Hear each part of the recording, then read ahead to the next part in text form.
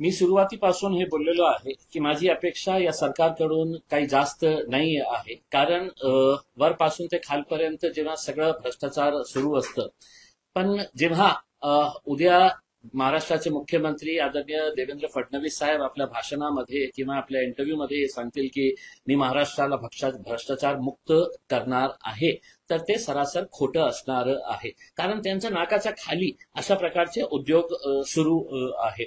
मी जे आरोप केलं होतं ते आरोप नाही आहे. मी सगळे डॉक्युमेंट्स सहित मी आपल्याला दाखवले होते की कशा प्रकारे एक गव्हर्नमेंट एजन्सी MIDC ज्याचा उद्देश हे आहे की महाराष्ट्रामध्ये इंडस्ट्री आपण कशा वाढवू शकतो, ते जेव्हा अशा प्रकारचे उद्योग सुरू करतात, एका मंत्र्याला खुश करण्यासाठी सगळे नियम धाब्यावर ठेवून कशा प्रकारचे हे ऍडजस्टमेंट करतात याचं प्रमुख उदाहरण मी आपल्याला सविस्तर दिलेलं आहे.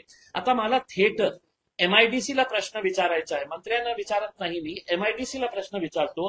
हे MIDC च्या डॉक्युमेंट आहे. हे MIDC जेव्हा कोणत्याही इंडस्ट्री उद्योग सुरू करण्यासाठी जातात तर त्यांना हे पुस्तक देण्यात येतं आणि त्याच्यामध्ये काय आहे, ease of doing business guidelines on land allotment system of MIDC. हे मी तयार केलेलं नाही आहे, MIDC ने तयार केलेलं आहे. आणि त्याचा सगळ्यात पहिला मुद्दा काय आहे, पहिला मुद्दा जे आपल्याला काही आत जाण्याची आवश्यकता नाही आहे, पहिला मुद्दा हे आहे की auction procedure for allotment of plots. पहिला मुद्दा आहे त्यांचा रूल नंबर 1.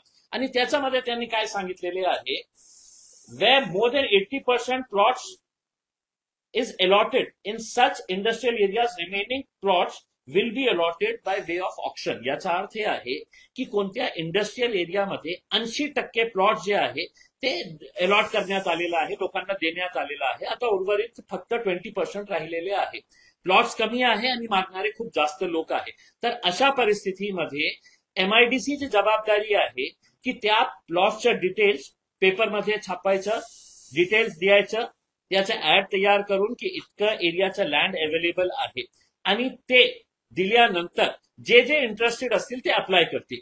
समजा एका प्लॉटसाठी जास्त बिडर्स आहे, इच्छुक आहे लोक, तर MIDC ने त्याचा ऑप्शन करायला पाहिजे.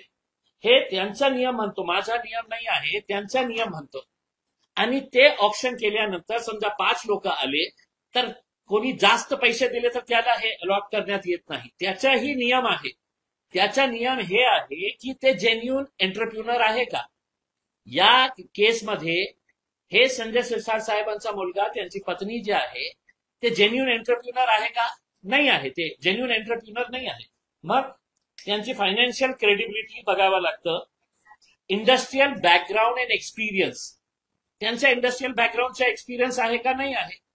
राजनीतीमध्ये आहे, एक गृहिणी आहे. तिसरं म्हणजे एम्प्लॉयमेंट जनरेशन.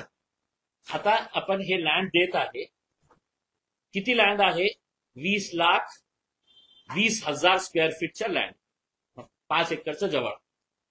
20,20,000 स्क्वेअर फीटच्या लँडमध्ये त्यांच्या म्हणण्याप्रमाणे त्यांनी जे ऍप्लिकेशन दिलेलं आहे की आम्ही 106 कोटी रुपयाची एक फॅक्टरी तिथे सुरू करणार आहे, तर त्याच्यामध्ये एम्प्लॉयमेंट किती मिळणार आहे लोकांना, तर फक्त 93 लोकांना. हो, 93 लोकांना एम्प्लॉयमेंट मिळणार आहे. आणि त्यांनी हे सविस्तर दिलेले आहे की 67 स्किल्ड एम्प्लॉईज असणार आहे, 24 अनस्किल्ड एम्प्लॉईज असणार आहे, उर्वरित जे आहे ते आपले सुपरवायझरी स्टाफ असणार आहे. टोटल मिळून 93. आता मी आपल्याला सांगतो की वालूजमध्ये जे MSME चे छोटे छोटे गाडे देण्यात आलेले आहे, 3 एकरामध्ये आहे. ते वालूजच्या जे ट्रक टर्मिनस आहे त्याच्या शेजारीच ते MSME ला लँड देण्यात आली होती, छोटे छोटे गाडे देण्यात आले होते.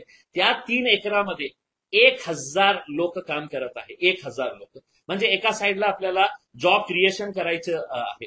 आणि MIDC ने जेव्हा हे लँड साठी मुंबईला प्रस्ताव पाठवला तर त्यांनी हे म्हटलं की प्रायोरिटी लँड अलॉटमेंट.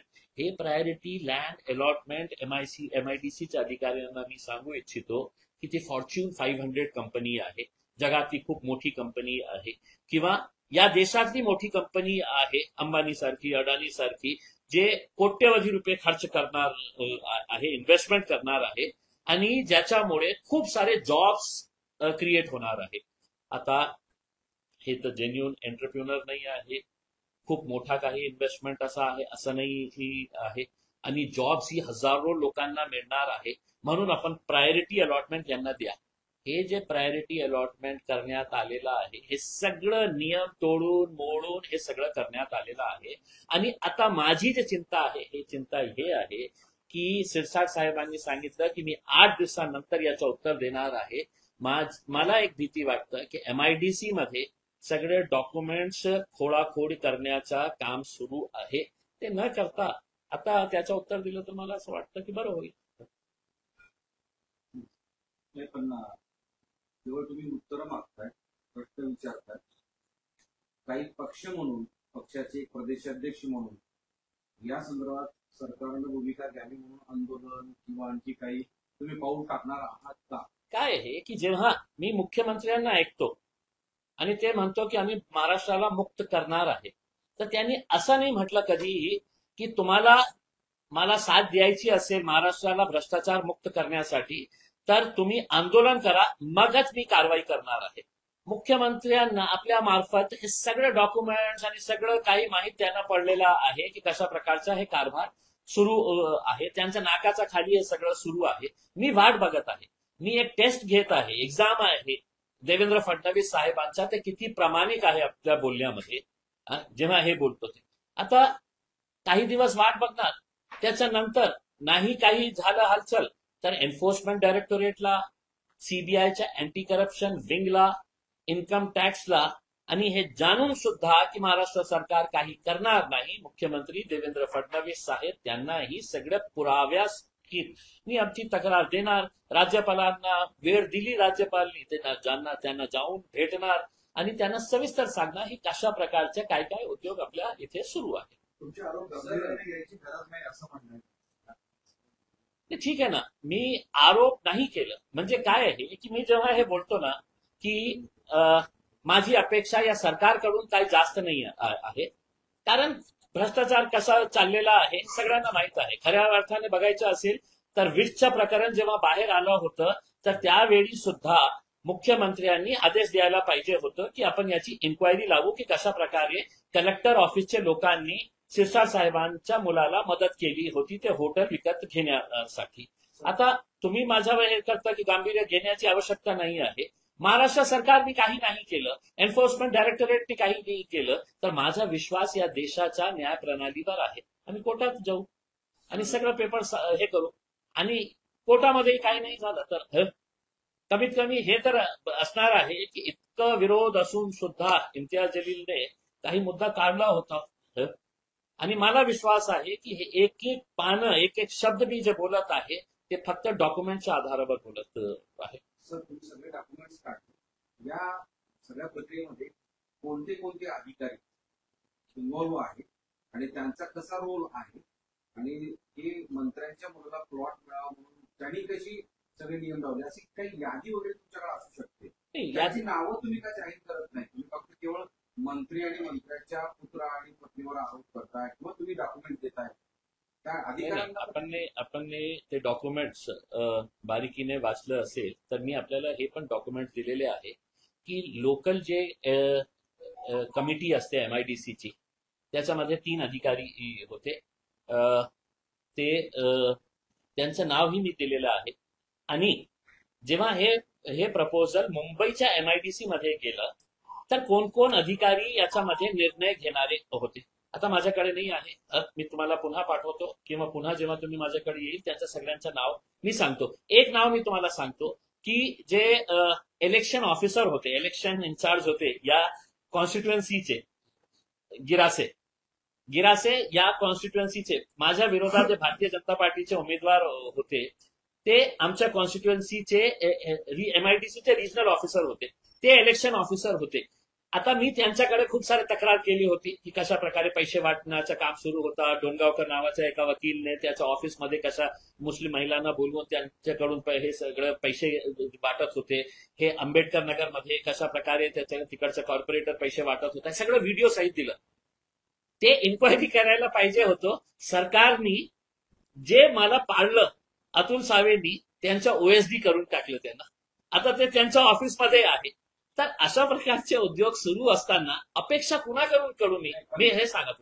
गिराशी आरोप त्यांनी ते असं म्हणतायत की माझी जबाबदारी नाही, की जे आराखडा तयार करण्याची एक सिस्टीम असते, एक टीम असते, त्या टीमनं ते निर्णय घेतलेला आहे की अशा अशा पद्धतीनं ती जागा, ते अलॉटमेंट, ते आरक्षण बदलता येऊ शकते, त्यांची कामं. नाही, ते आपल्याला खोटं सांगत आहे की त्यांची सिग्नेचर, जे 3 लोक होते, 3 अधिकारी होते इकडचे, की जेव्हा त्यांनी प्रस्ताव तयार केला आणि त्यांना असं वाटलं की हे जे क्षेत्रामध्ये जे दुसरं ट्रक टर्मिनस आहे त्याची आवश्यकता नाही आहे, आणि त्यांनी खरं सांगायचं असेल तर खोटे आकडे आपल्या हेड ऑफिसला पाठवले की 5 एकरामध्ये आपल्याला फक्त 70-80 ट्रक्स तिथे थांबतील, म्हणून आम्हाला आवश्यकता नाही आहे.